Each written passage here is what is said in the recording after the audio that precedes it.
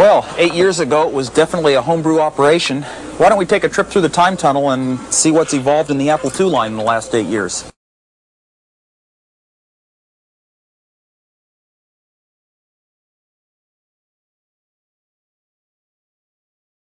Right over here we've got the very first computer we ever built, long before we even started a company. And back in those days you had to scrounge all the components you could for as free or as cheap as you could, and there's probably under $200 total that ever went into buying a few parts at the local electronics store. I hand wired the entire bottom, soldered it all together personally because there was no way to afford a technician, and that was an Apple I, the first Apple I computer ever. The case, we didn't deliver them in a case. It was sort of like everyone, you had to customize yourself, so a friend's father built the case. Over here, as we work our way through the time tunnel, exhibits on the software which we had to write ourselves.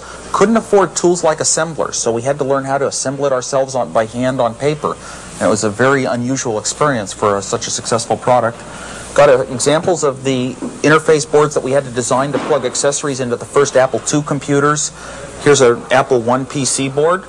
The keyboards over time evolved. The first keyboard I bought from Datanetics because I saw an electronics magazine advertising it for $60, and that was cheap in those days.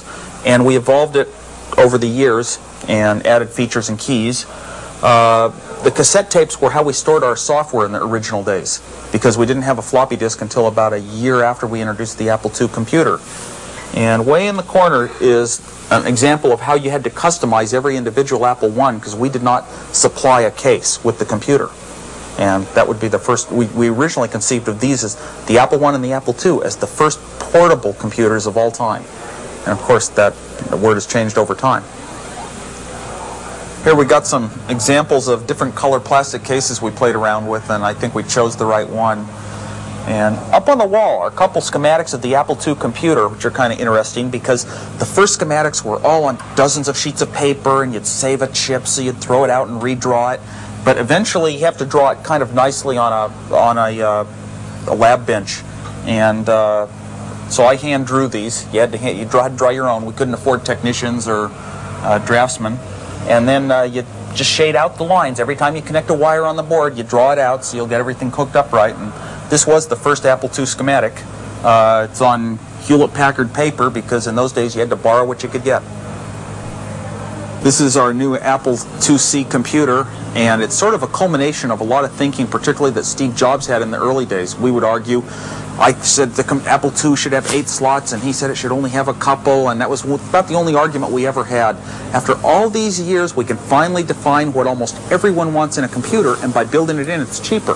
So the Apple IIc doesn't have slots. It has built-in slots, and you just plug your monitors and your printers and your modems and everything in the back of it. So it's we finally came through on that, and it's a great cost-performance advantage to the purchaser. This is just one step. We've now got a finer package on the Apple II computer, but it's obvious that there are a great deal of enhancements that can go on beyond here.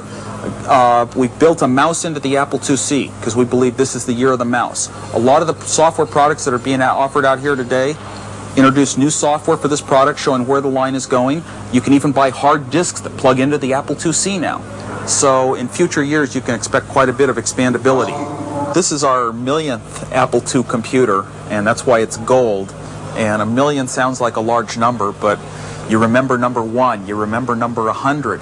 The one I remember most closely of all was number 10,000. After a couple of years we had really made it big, and they gave me number 10,000 as sort of a tribute.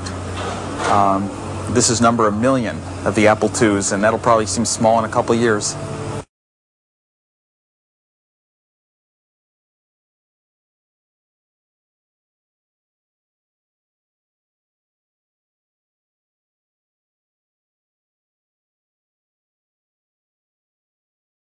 And the last segment of my video blog, I come to pick up a bouquet. But check out this bouquet. This bouquet is made out of candy, and what makes this bouquet so very damn freaking cool is that you can eat it.